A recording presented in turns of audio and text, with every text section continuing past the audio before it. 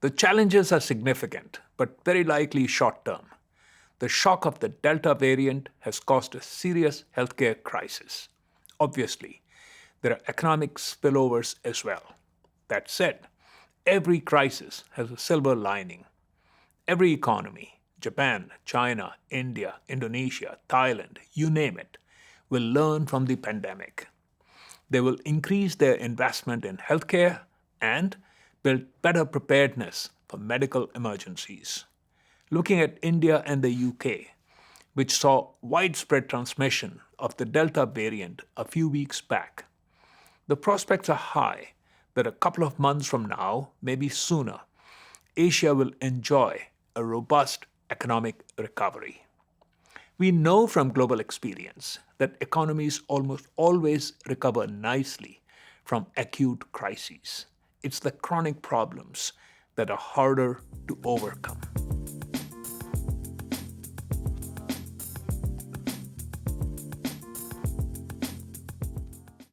Asia's economy will be as large as that of the US and Europe combined. By 2030, China's GDP is likely to equal that of the US. By then, India's economy will be one fifth as large and rank as the world's fourth largest economy. Given its size and talent base, Asian economies are also pushing hard on the technology frontier. By 2030, Asia is likely to have significantly closed the technology gap with US and Europe. Aside from economic development, the two biggest challenges for Asian economies will be how to redress vast and growing inequality and how to cut carbon and methane emissions.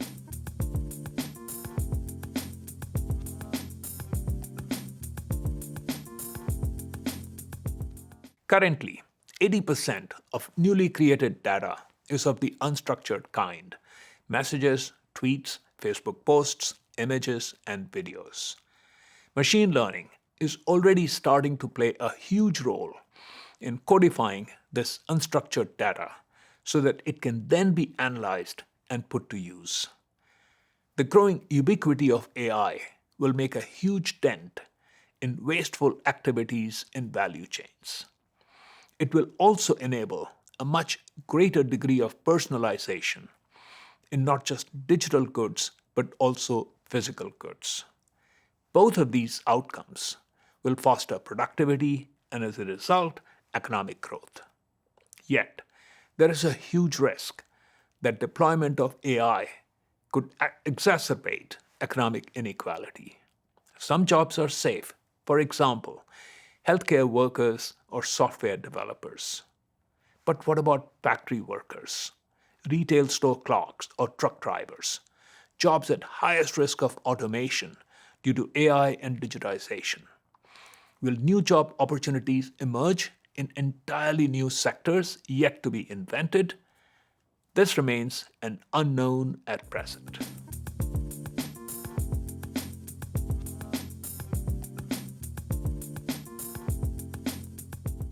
For the last 100 years, globalization has been viewed almost entirely from the lens of trade and physical goods.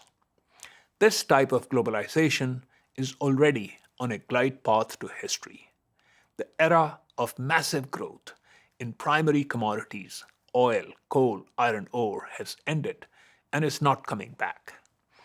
Factory automation is reducing the incentive for offshoring of blue collar work.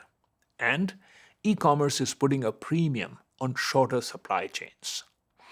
In place of connectedness via atoms, the new era of globalization rests on cross-border flows of data, which are growing at over 50% a year. According to some estimates, they already have a bigger impact on global GDP than trade in physical goods. Digital globalization manifests itself in many ways.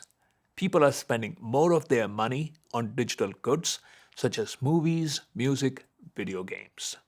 Even physical goods, a car, a wind turbine, an oil well, are becoming digitally connected via cross border flows of software and digital services. And you have exponential growth in cross border collaboration, especially in science and technology.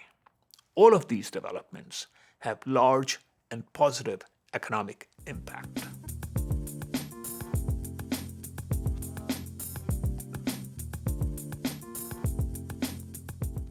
Let me focus on the three big ones.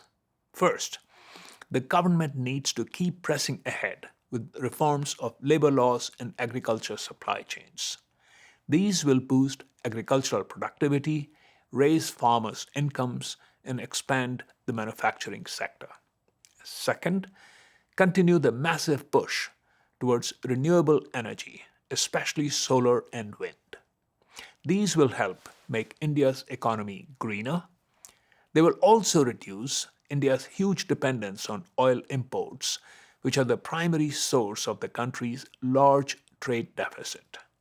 This will be a positive for GDP. Third, keep pushing to make India one of the world's leaders in digital technologies. India is already home to major R&D labs of companies such as IBM, Microsoft, Google, Adobe, and Texas Instruments. India is already the world's global leader, ahead of China, in terms of the number of transactions that are settled digitally. The country needs to build on these developments and keep marching ahead.